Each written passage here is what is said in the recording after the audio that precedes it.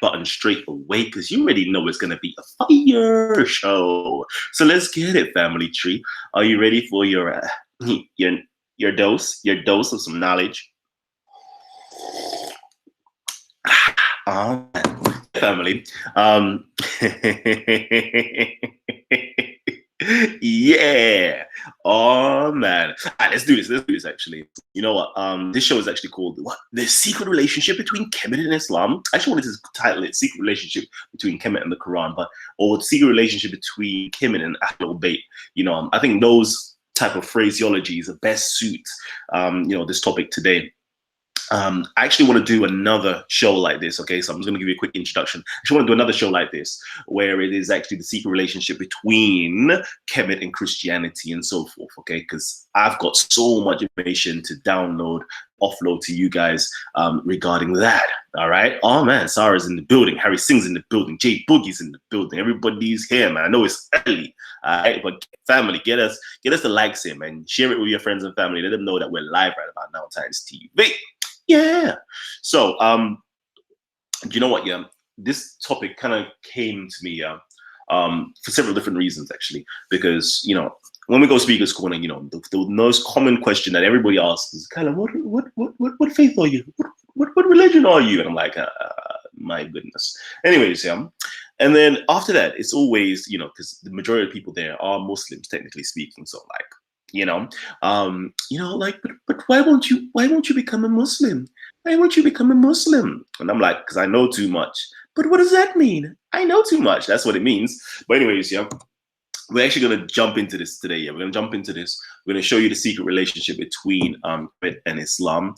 And do you know what it is? Yeah, like for those of us who are part of like Kemetic communities or part of like temple schools or mystery systems or mystery schools, we kind of know a bit about it. We know a bit about it, okay? We literally know a bit about it. We're educated and we're taught about it.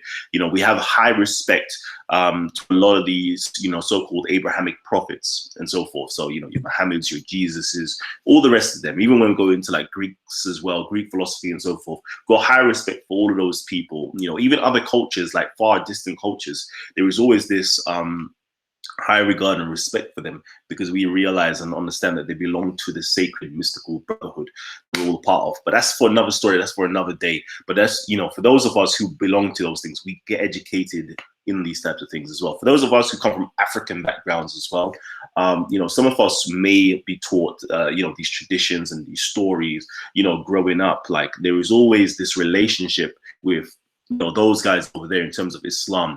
We've always been told, some of us who belong to African, like even from Somalia all the way over into Chad, all the way into Nigeria, especially, we've always been taught, there is some type of relationship in terms of Ahlul Bayt, in terms of being, how can I put it?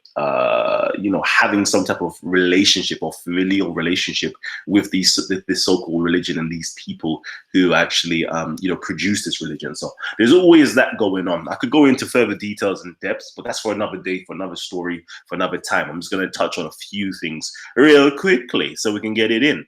Man. So let's quickly check. Oh man, Gabs the medicine, man. Hey, yo, Gabs. Listen, we need to drop something real soon, We need to drop something real soon, all right? So anyways, yeah, I'm actually going to jump to something. I'm going to show you the secret relationship, all right? And technically speaking, I'm tired of keeping these types of secrets, okay? And these things need to come to light more because it seems as though that, a particular group becomes predominant. Yeah, they believe so that they have, this type of esteem and prestige about them that they can dominate things. But sometimes you need to just kind of, unravel things, or sometimes you need to just lift up their skirts real quickly, yeah, so you let them know that, bro, like, we see you, we might be keeping quiet here, but we see you, you lot might be keeping quiet, but we see you. So for most of you guys who know this, yeah, in terms of Kemetic philosophy, like if you don't know this already, Kemetic philosophy gave birth to all of these different religions, full stop. Christianity, Judaism, Christianity, and Islam gave birth to all of that. There is no denying it, there's no dispute. Anybody of academic repute, yeah, would tell you this information. This is nothing new. I'm not telling you something new that's not already out there. You can buy books on this and you can find this information yourself.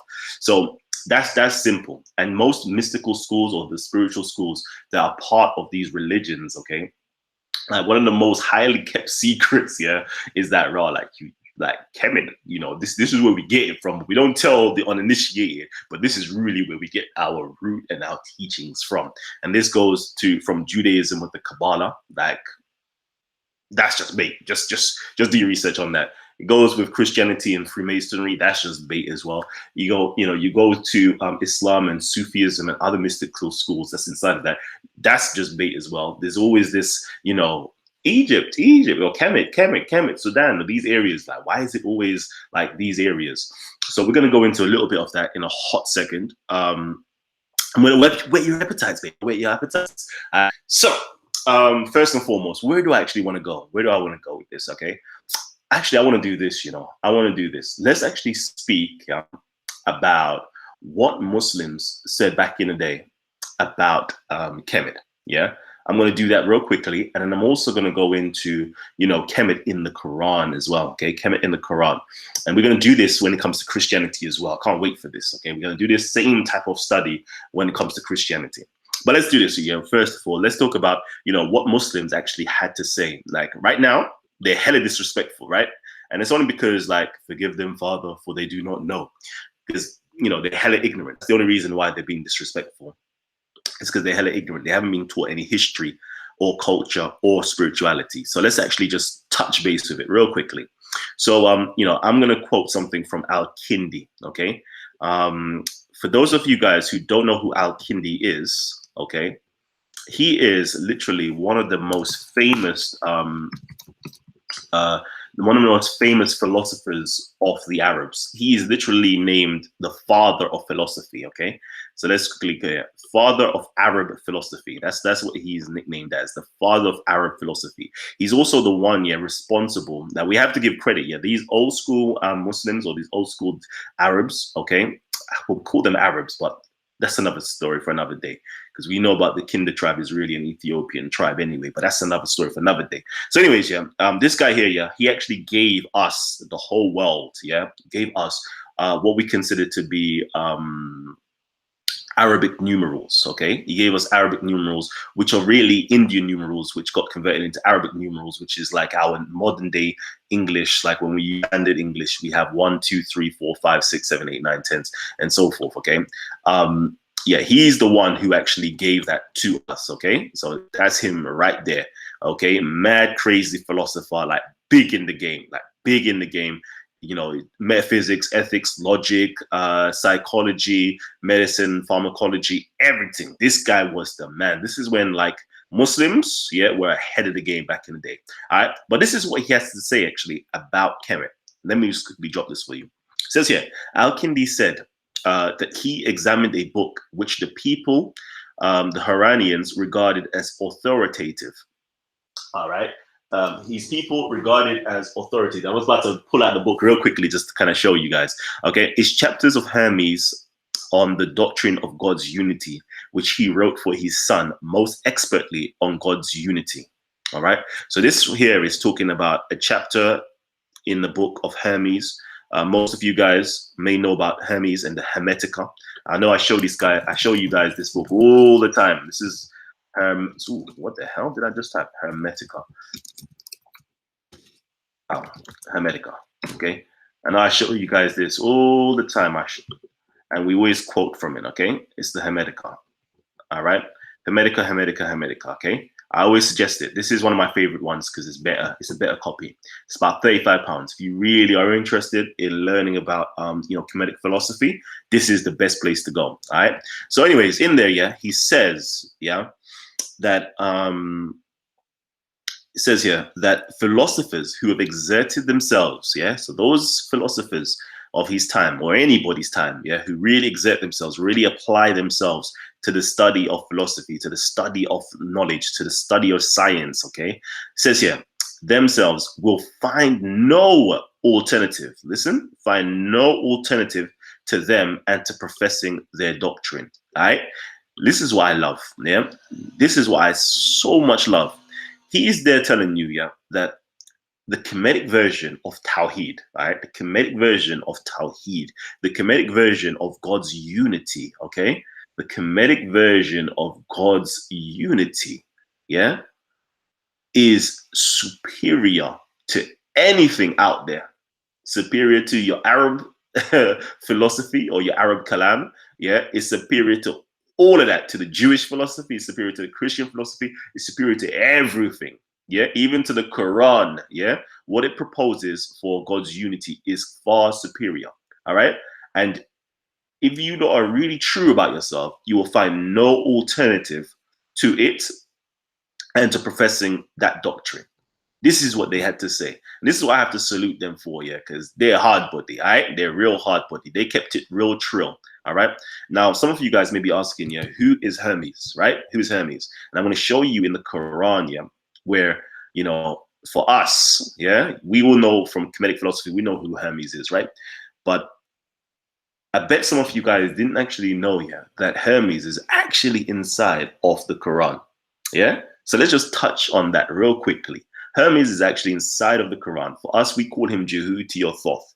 So when people are making fun of Kemetic philosophy, yeah, I just think to myself, like, forgive them, innit? They're mad ignorant. They don't know what is really going on, yeah? Because there's a mad secret relationship with your Quran, with your prophet, yeah, and with the Ahlul Bayt, yeah, when it comes to Kemet, when it comes to its philosophy, and when it comes to its people, full stop. They loved the Kemetic women, didn't they? But anyways, all right. So yeah, for you guys don't know, yeah. You know, I say this over and over again, like enough shows, yeah.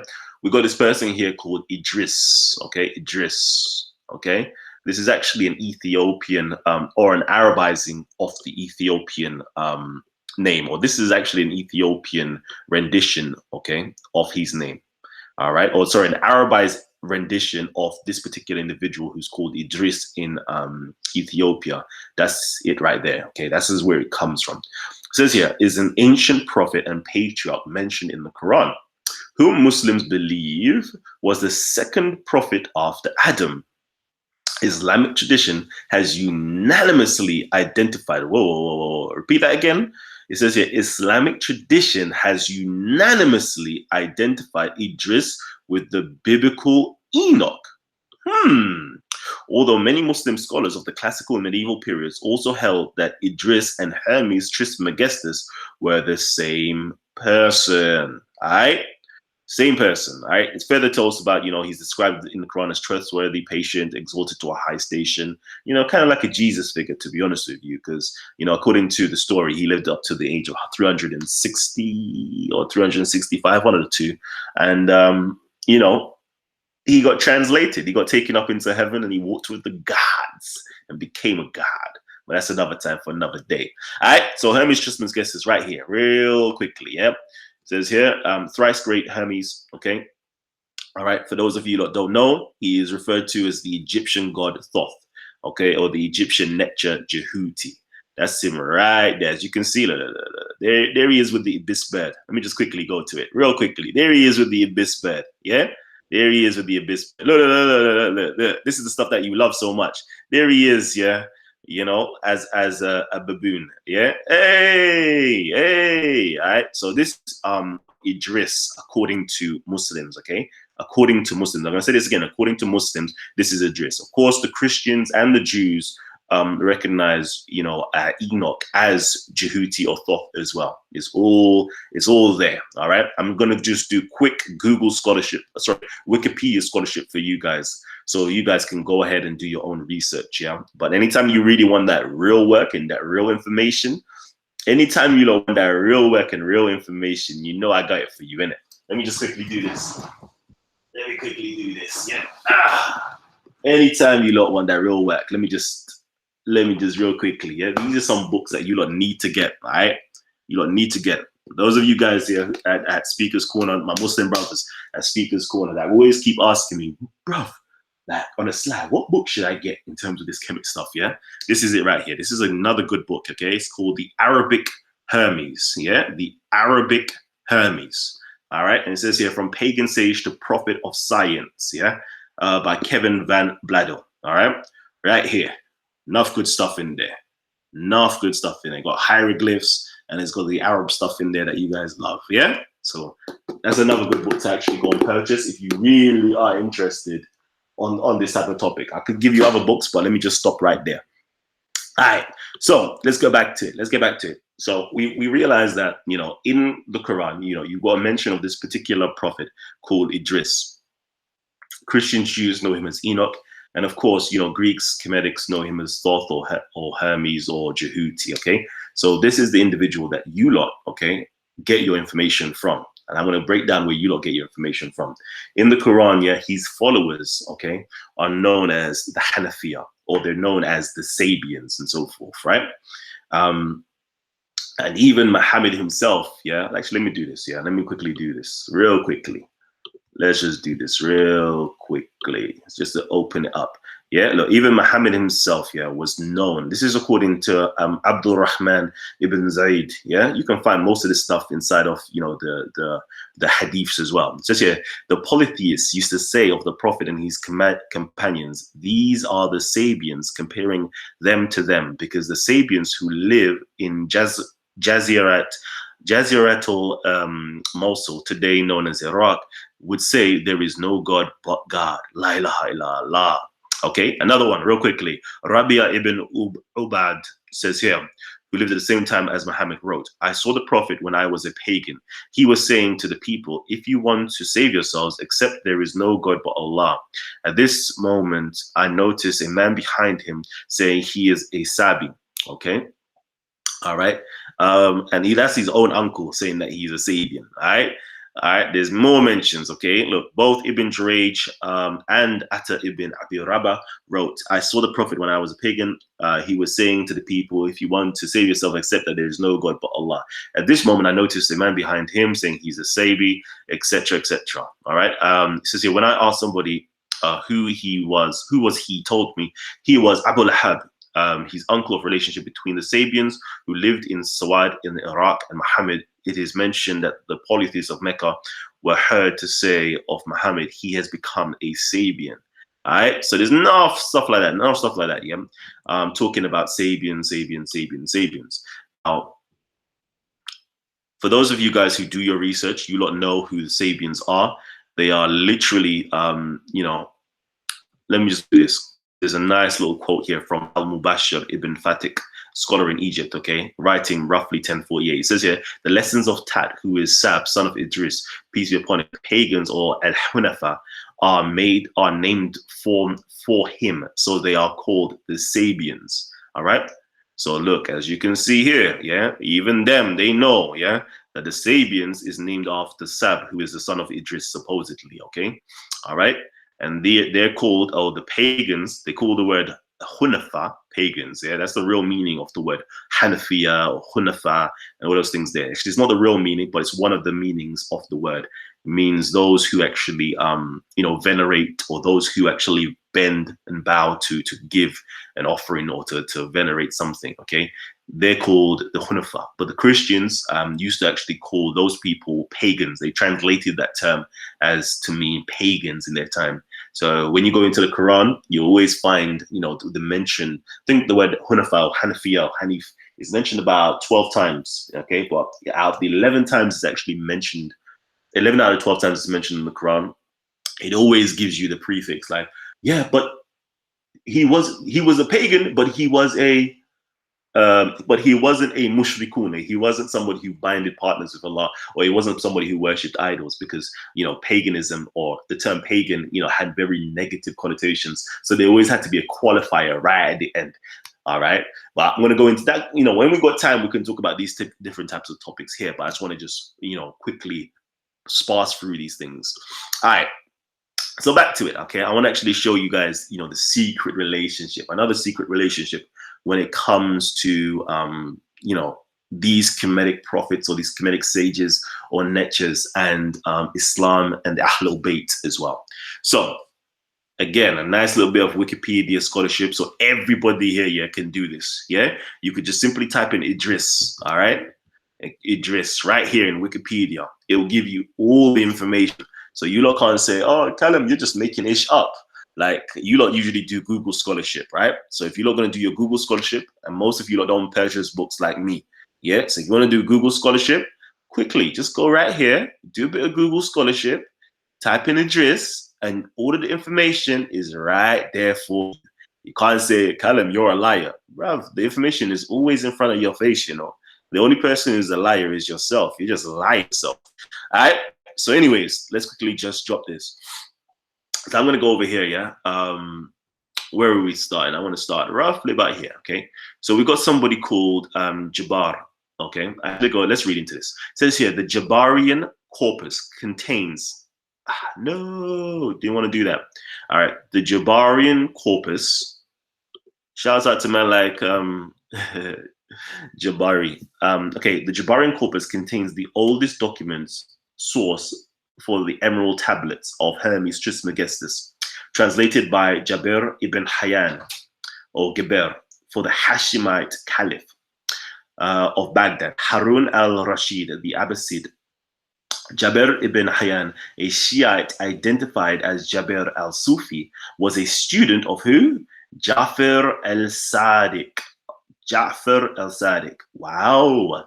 Hussein ibn Ali's great-grandson. Wow. Wowzers. Man like Jafar, you know. All right. It says here, yeah, thus, for the Abbasids and the Alids, the writings of Hermes Trismegistus was considered sacred as an inheritance from the Ahlul Bayt and the prophets. Hold on. What did you just say? What did you just say? No. Oh, yeah. Rewind that one there, track there, selector. My friend, I did not hear that too clear. It says what? It says here, thus for the Abbasids. Wow. For those of you that don't know, yeah, the Abbasids here are like a caliphate that actually stemmed, all right, it's going right here, that stemmed from Abbas. Okay, some of you guys might have heard of Ibn Abbas, but Abbas al-Abbas was actually the Prophet's uncle, and Ibn Abbas was obviously his cousin. He's named as a scholar of Islam and so forth. Okay, so the Abbasids had their own caliphate, and then you also had the Alids, i.e., those people who were part of the Shia of Ali, and they had their own dynasty as well. They also had the Fatimite dynasty and so forth. So these two groups of people, yeah, who are literally the Prophet's family itself, okay, said what? We hold the writings of Hermes Trismegistus as sacred. As what? They say sacred, sacred. So when you are there, you're talking rubbish here about Kemetic philosophy, yeah, and you're Muslim, yeah, just realize, yeah, that your own, whether you're Sunni or Shia, your own community, the own body of people in terms of the early, this is talking about the Tabain, the Tabain and the Tabain, yeah, they held our scriptures, yeah, I'm going to say again, they hold our scriptures as sacred, okay, and also as an inheritance, meaning something that's passed down from one generation to a next generation. But who is it passed down from? From the Ahlul Bayt and the prophets. Wow. So did the Prophet Muhammad had some connection or some books of Hermes Trismegistus? Is that what you're saying? Are you saying that the Ahlul Bayt, including Ali, may have had some possession of the writings of Hermes Trismegistus? Wow. Wowzers. Again, I'm telling you, yeah, family, there is a secret and a sacred relationship between Islam and Kemet. But unfortunately, today we have, the Beit al-Jahil, the Beit al-Jahil. We got those, who belongs to the house of ignorance, okay? Who belong to the house of ignorance. Back in the day, there was something called the house of wisdom. But nowadays, we got the house of ignorance, yeah? That, we have the uninitiated talking hella craps about Kemetic philosophy. But let's get into this. It says here, these writings were recorded by the Ikhwan al-Safa. Ikhwan al-Safa is another powerful, sacred and secret society as well. It says here, and subsequently translated from Arabic into Persian, Turkish, Hebrew, Russian, and English. In these writings, Hermes Trismegistus is identified as Idris, the infallible prophet who traveled to outer space from Egypt and to heaven, whence he brought back a cachet of objects from the Eden of Adam and the Black Stone, from where he landed on Earth in India. All right, so there's also some real good stuff here about the emerald tablets. There's also real good stuff. What Ibn Kathir is saying. Ibn Kathir is saying that the Prophet Muhammad is a direct descendant of Hermes Trismegistus.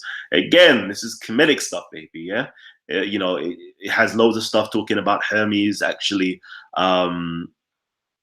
Having went outside of this earth, possessing technology of superior than ours, and meeting with the 12th Imam, all this great stuff. The ninth generation of the third Al Hussein the third. Okay, it's got some real powerful stuff here about the Emerald Tablets. So some of you guys who've read and even watched The Secret, okay, like the Laws of Attraction, you might heard of the Emerald Tablets. The Emerald Tablets, okay, where we get the philosophy or the adage of, as above, so below, and all those good stuff there. All right. So it says here, a late Arabic writer wrote of the Sabians that their religion had a sect of star worshippers who held the doctrine to come from Hermes Trismegistus through the prophet Adimun. I never heard of that before. But anyways, yeah. So yeah, we got all of this great stuff here that I wish you guys will take some time out, go and research it, go and read it, yeah, and you will see.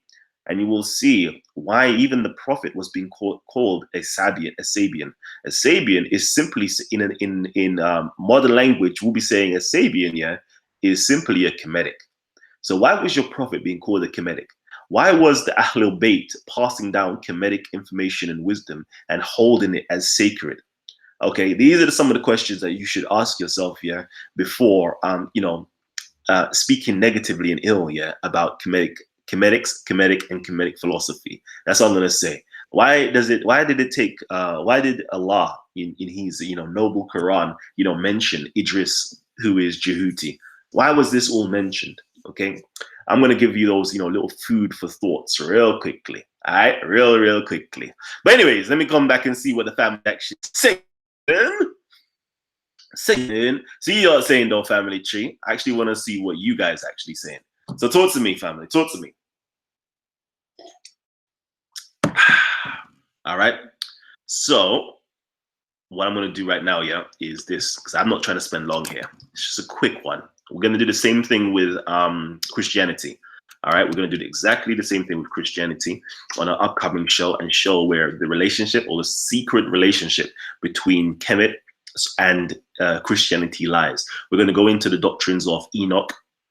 We're going to see how the biblical scholars, or sorry, the New Testament writers, quoted heavily. Okay, even the words that Jesus used, were heavily influenced or inspired by Enoch and Kemetic philosophy. We're going to go into that, and this is not something that I'm making up. I'm just going to quote what other biblical scholars have stated. Okay, I'm going to quote, listen to my words, I'm going to quote exactly what biblical scholars are stating. So nobody can say that I'm lying. Okay, as I said before, a scholar, yeah, has two types of weapons or objects that they use. They use their sword and they use their shield. Okay, and in terms of their shield, we use scholars. We hide behind our sources and citations. Okay, so if you want to hit back at us, before you even get to me, you need to go through this scholar. You need to go through this biblical scholar, yeah, before you even get to me. So this is what your biblical scholars are saying. So if you're a Christian, don't hate me for telling the truth. Don't hate me for quoting biblical scholars. I'm just giving to you as it is. All right. So again, I posted the link. Yeah, I've actually posted the link. I posted the link, but let me actually post the link in the description box so you guys can come on and actually have a quick discussion with us. All right, so it's there. It should be made ready already. Let me quickly share my screen, because I see we've got 77 people tuned in. Yeah, and what's going on here?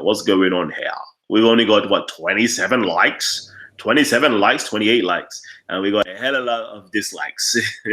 All right. Actually, we can close some of this stuff down. Oh, Kindi, we can close that down. We can close. Ooh, the Brethren of Purity. We didn't even go into that, We didn't even go into the secret societies that Islam actually has. We didn't even do that. We didn't even show that it was all, set up around Kemetic philosophy. We didn't even go into that. But anyways, if you got time, I'm sure you lot can, do this and check it out. Ooh, let me quickly see something. Let me see if I do this. No. Maybe not.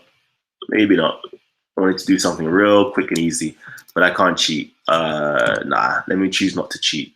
let me choose not to cheat, actually. All right, but yeah, you should go into this and see how, there was, the Arab or the Muslim secret society based around Kemetic philosophy, based around symbolism, based around all of those things there. So, you got it right here. Okay. Got it right here. The Jabarite symbolism of four. The ranks were the craftsman, Freemason, Freemason, Freemason, craftsman. There you go. Then you got the political leaders. Then you got the kings, and then you got the prophets and philosophers. And again, as you can see, as I told you before, yeah, like when it comes to sacred societies, like we have a lot of respect. Let me just show you why. Look, the most aspired to the final and highest rank of brethren to become a prophet or philosopher, a man had to be at least 50 years old. True, half true, but not true. Their honorific compare them to historical luminaries such as Jesus, Socrates, and Muhammad, who were also classified as kings. This rank was the angelic rank. All right. So again, as I said, we have, when it comes to sacred schools or mission systems, we have a high regard for the Prophet Muhammad. Don't ever get it twisted. We have a high regard for Jesus. Don't get it twisted. And even when it comes to Greek philosophy, we have a high regard for Socrates. That's one of my master teachers right there. Yeah. So let's get it in though. Let's get it in. I see we got Vegeta in the building. But yeah, family, if you got any questions, remember what you guys got to do. Just simply type Titans TV. Let's just quickly read it. It says here, Sir Macintosh, have you seen the free Arabic lessons on Sunni defense? You should address that, mate. They lie mad about you. Of course, Sir Macintosh. Yeah, definitely. I've seen the video. I saw the video. Clearly, for anybody who's an Arabic speaker, they can see through it and see the lies, full stop, anyways. Yeah. So, but I've realized when I was reading through the comment section, I always see, like, is there any point of actually responding to these people? And what I mean by that is, I can respond to these people based upon my own pride, my own ego, and my own fervent for knowledge, wisdom, and telling the truth. Okay. But when you look at the audience members and you see if they're actually do they actually want to learn? Do they aspire for knowledge, or are they just what's the word? By participants? What's that word again? I can't remember the word. But anyways, are they just like ick riders? Let me call it like that. Are they just ick riders? And the majority of them are just ick riders. No matter what type of truth that you give to them, they just won't accept it. They want to be blind to it. They want to close their eyes and shut off their ears. So I'm saying, if I respond to this, it's just pointless because they're not actually going to learn. They're not in a position to want to learn. So I left them alone. I did address it. That particular the points that was raised in the video, I did address them in a subsequent video, just off the cuff, because it didn't really warrant anything of any repute to really go into that. I really, first of all, let's just quickly just to go through it. First of all, they conceded the point. They actually said, Kalam, you're right. It does actually mean this, but it can this, and they so conceded that they didn't even want to actually admit the point. They just wanted to say kind of like, blasé-ish. Yeah, okay, but it can also, okay, it does mean jealousy, but it can also mean ugly. And you're like, wow. Can't you just say, yeah, Kalam, you know what? Fair dues. I'm an Arab living in Bahrain, yeah, and I didn't even know this ish, but you did. Fair dues. You done well. They couldn't even do that. So I was like, no, pointless. So, he conceded the point that yes, it does mean what I said it meant. He wanted to say that it meant ugly as well, and he wanted to quote it a hadith from the Prophet. First of all, what it means, or what it says that it means ugly, that wasn't even part of the definition of the word itself. There is 3 definitions of the word right there. It's actually, for those of you who speak Arabic, you see it. Okay, is given, and then gives you the masdar, or the root or the origins of these particular words. Then it goes on and gives you like an analogy of what it actually means, and it says a particular thing in there, and he translates it as ugly again. Like, it's so like it's like bruv, listen, his classical Arabic understanding is so poor at best. Yeah, like I don't even want to respond to it. It's just ridiculous. So he goes into that, and he then says a hadith that the Prophet threw some sand into somebody's, or threw dust into the people's face, and the Battle of Hudain, and then their faces became ugly, to curse their faces to be ugly. And I'm like, okay, fam, first of all, this is how I know your translation skills are so poor.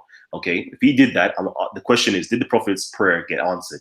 Yes, it got answered. Did their faces, transform or deform into ugliness? No. So what does that mean then? It clearly means that the word doesn't mean ugly. All right. And then I went into some more detail to talk about, what the actual word means. The word itself that's being used there is the antonym of Hassan, meaning good. All right. And it basically means that a person will have badness or will have some type of, how can I put it? What is the word? Something like badness, like the prophet was basically wishing badness upon them. And I also talked about like just simply go into the other translations of this particular term. Should I do this real quickly? Yeah, let me just quickly do this. No, what happened? Yeah, okay. Real quickly, as I can. Real quick. Ooh, what's going on? All right, desktop. Yeah, desktop. All right. All right, so I basically spoke like, okay, you translated that particular term as ugly, but let's just see what other authors actually translated that term as. All right, so it says here, picking up a handful of dirt, he held it at the faces of the enemy while saying, may your faces be shameful. Okay, may your faces be shameful. I know this is going to be just real quickly, just to show you that his translation was just mad offbeat, right? And then I said, okay, that's from the sealed nectar. All right, let's go into another one. Let's go into another tafsir.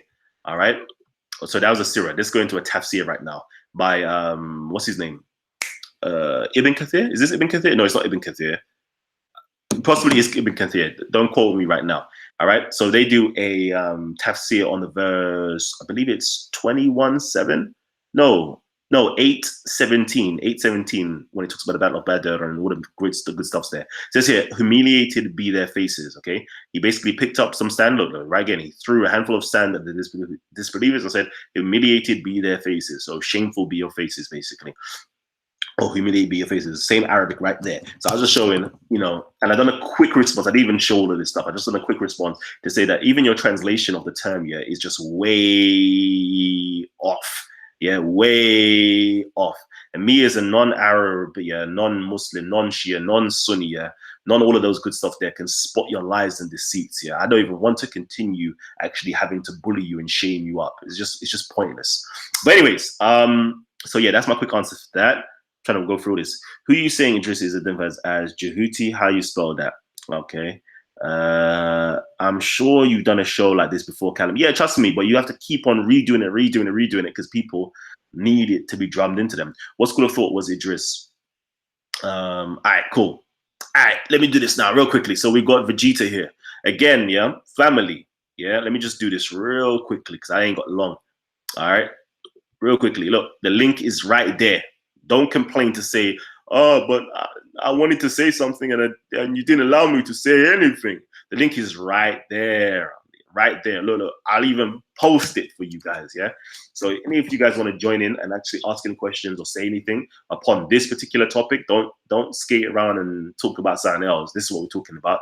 Come in and talk to us. All right, Vegeta, go ahead, man. Go ahead, King. Good morning. Good morning. Good morning. Yeah, you said there's the Jabri corpus. It comes from Kemet, right? No. My question is, what does it add or take away from Islam? What does it add or take away from the Quran and the Sunnah? The Jabri corpus.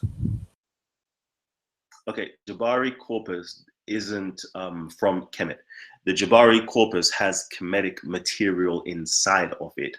And that Kemetic material inside of it is to do with alchemy.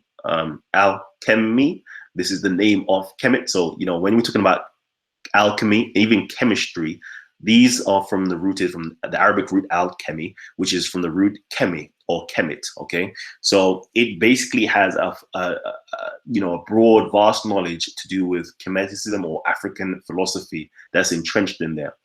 Normally speaking, it wasn't going out to the mass public. It was only going out to the intellectual or to the elite few that was ready to study this and to produce great works of chemistry, science, logic, mathematics, all sorts. Like back then, that was the golden age. And the reason why it was the golden age is because they was using a lot of Kemetic philosophy and Greek philosophies and other philosophies to kind of prop up the empires that they were in control of.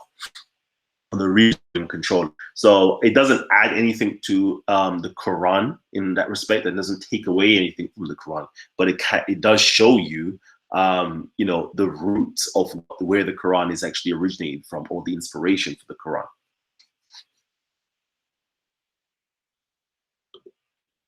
Answer your question or not? Yeah, I get that. You mentioned Idris is a Jehuti. Something like that. How you spell that? I need to go and research it. So you can do it quite simply. Yeah, you don't even need to type in Jehuti. You can simply type in Thoth. Okay, right here, Thoth. You type in Thoth. Okay, all right. That's the Greek rendition of the Coptic Jehut. Okay, and it's obviously coming from the ancient Egypt. So in ancient Egypt, okay, we would use the term Jehuti, Jehuti, and it's spelled right here. Djehuty, Jehuti, right there. Yeah, thank you, man. All right. Thanks you for Vegeta. All right. So, anyways, do we have anybody else? Any techers that would like to come on and actually ask any questions or give any comments or say, Kalam, you're wrong? Anybody would like to say that, Kalam, you're wrong? Or Kalam, that you're right? You know, sometimes I like praises. You know, I like praises. If you want to come on and say I'm right, give me my accolades. Give me my accolades, please. Nobody. So I'm going to be shutting down the show very soon, so nobody else wants to come on. But if you're still here and you're still loving Titans TV, please hit up the like button and let everybody know that you like the information, okay? And you're here to support, man. Come on. All right. Let me quickly see. Again, guys, if you're in the comment section, yeah, like chime me in it. Like just tag Titans TV so I can get involved with you guys. All right. Okay, why is Hebrew found on the walls of Kemet? Oof. Africans existed before Tower of Babel. Oof. Who was Sumerian? Oof. But Mizraim wasn't to Africa. Oof. Oof. Adam is 6,000 years old. Oof. All right, cool. Cool, family. Doesn't matter if you are right or wrong, Kalam. Most Muslims won't believe you. I know this. But guess what? It's mainly for you guys, you know. So anytime that other people are speaking, you can actually have some information yourselves, right? You can have information yourselves to let people know. All right. So you guys are going to be my advocates right now, right? Simple.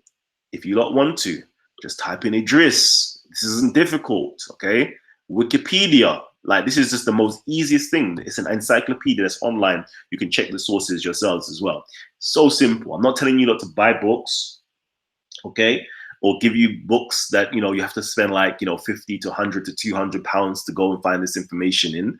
Yeah, like that, you know, can lead that up to me to do. Yeah, but right now you can just type in Idris.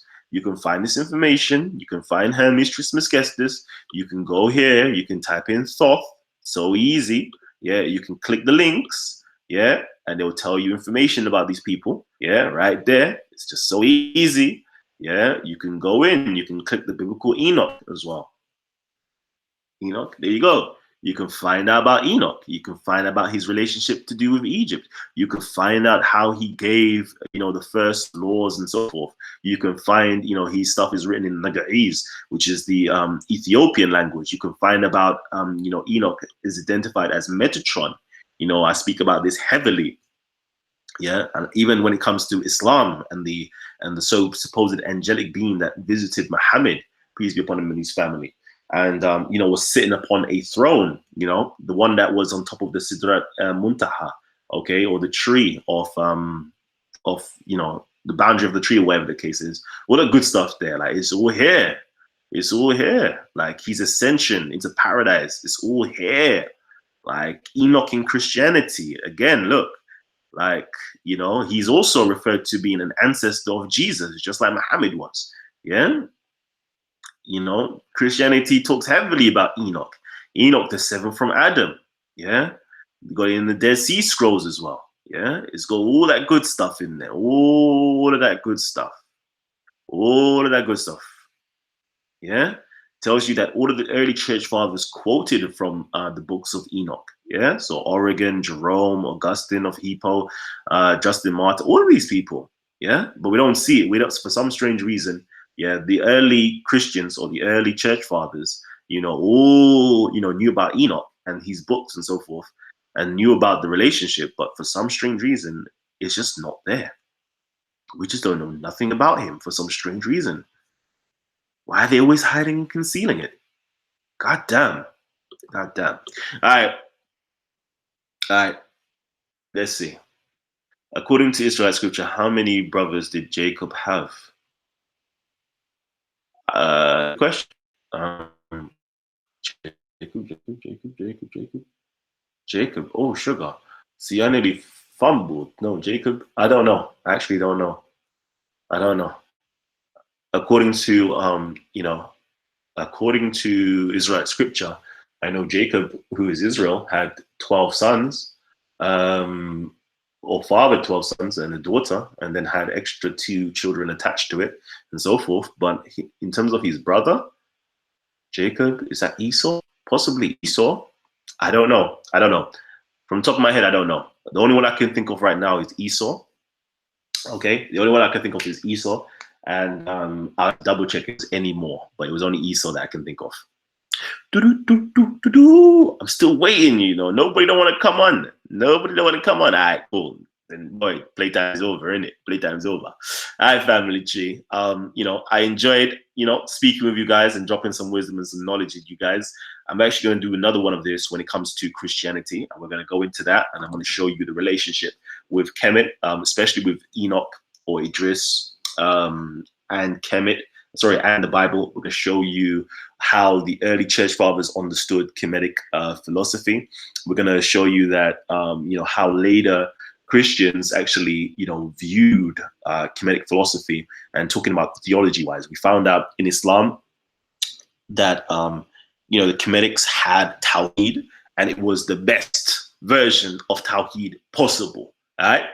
And anybody who is wise, anybody who is wise would have no problems with professing the Kemetic version of Tawheed and saying, yeah, this is far superior.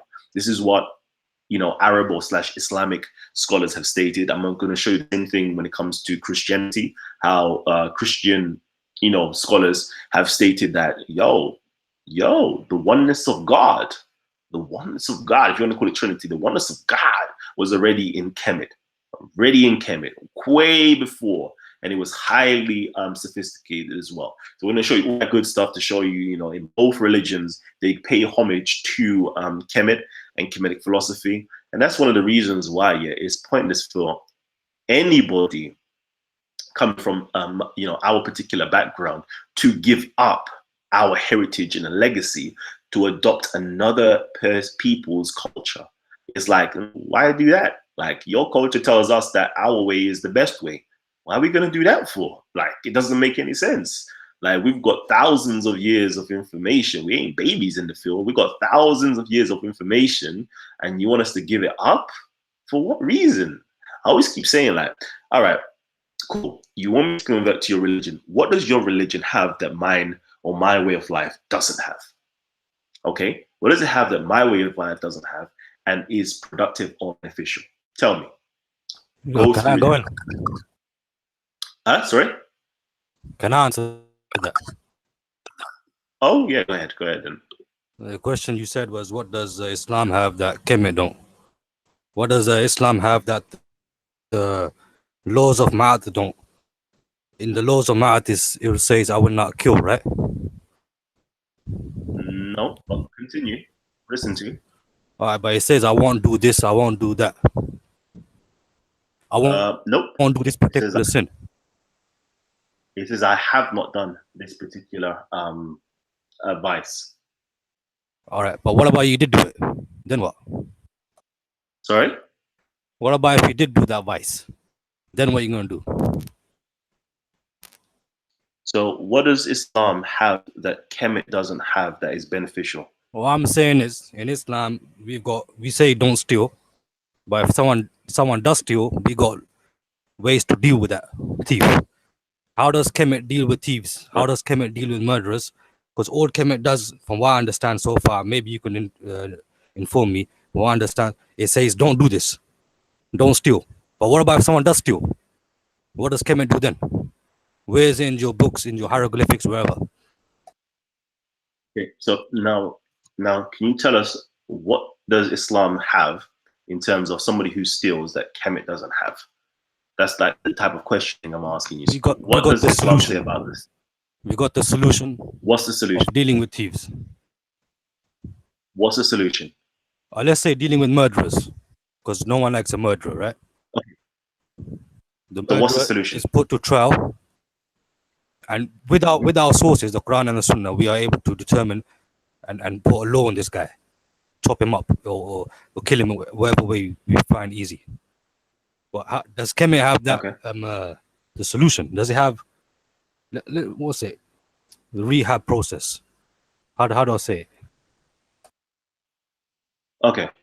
So in Kemetic philosophy, we do our best to educate people. Okay, and what that means is, in order for somebody to stray or sin or to wrong or to miss the mark, it's usually based upon the fact that they are ignorant. They're not filled with knowledge. Kemetic philosophy teaches you not to have knowledge. The only reason why you sin is because you don't have firm knowledge in that field that you're missing the mark upon or you're in error about. So we have a system that educates people, educate, educate, educate. Now, if they transcend or trespass against those things there, we have law courts or systems. And I'm saying we have these things. I'm talking about ancient Kemetic cultures. They produce their own laws, okay? And they produce their own court system, and they produce their own judges and witnesses and so forth like that. And depending upon the crime, there is going to be restorative justice taking place. So that's what we have. But is it divine or is it man-made? Because you said you got your Every own. single thing, You said you got your own every laws, so it's single not. every single thing that proceeds from man is man-made. One can argue and say that it's divinely inspired or divinely communicated, but man, at the end of the day, is the author or the physical author and producer of these things. Make sense? Another thing, another like that was just true below. But what about, does Kemet teach you how you should brush your teeth, how you should shower, how often you should shower? Does Kemet have these kind of what was it, laws or way of life that Islam does have? Um, okay. So again, it's like you're asking me questions to find out what Kemet does have or doesn't have. Okay. The question is what does Islam have that Kemet doesn't have? I told Okay. you, Islam teaches a man how to deal with his wife, how to use certain, you know, transactions, how to do business. What? So But I hear what you're saying. I hear what you're saying, but it's the same thing. Like every single culture has this. This is part of the culture. Every culture has a way that it interacts with its environment. Okay. So the question is, what does Islam have that Kemet doesn't have? What is that's even what you're saying to me? Like English culture has that, or British culture has it. Every culture has that itself. So again, we're gonna just simply ask the question: what is it that Islam has that Kemet doesn't have? That it needs, that it's going to be so beneficial to it that once it adopts it, it's going to change their life around. The simple answer to it is nothing. There is nothing that Islam has to offer that other societies or civilization doesn't already have. I'll flip it one more time. Make sense? I'll flip it one more time. I'll flip it to you. You said, what does Kemet have that the British culture don't have? You could do this. All right, you know what, kind of. We could talk this later on. We talk this later on, right? Yeah, I got you there though. yeah. Yeah. Okay, okay.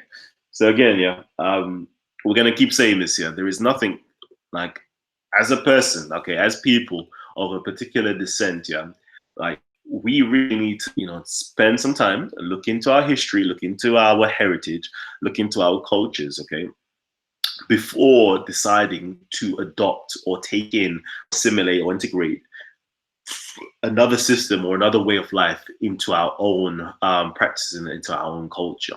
Okay, it just doesn't make sense, me personally. All right. For example, there is, for example, the Muslim claim is, Tawheed, the oneness of God. Like Africans already had this concept already, we already had this concept, even, Muslims and Arabs tell you like, yeah, that those people, their concept is even superior to ours. So again, like, why would you want to now adopt something that even the Arabs are saying is inferior to what you have? It just doesn't make any sense. Okay, family. What I'm saying to you is before you choose to adopt these different systems, simply do your own research. Find about your people. Find about where you're from. Find about, the legacies that is left down to you. If you're from England as well, do the same thing. Like, find out about yourselves before you start adopting other people's cultures. It's just that simple. All right, family. I'm going to keep it moving. And again, yeah, if you don't want to join us, and I see that most of you guys are going to join us when we go off air, simply hit the link down below and join us, and you can have a nice little chat with us. I'm going to be here for maybe another 10 minutes off air. So come true, have some fun with me, and yeah, I'll see you then. Young, young, young, young, young, young, young, got it, baby.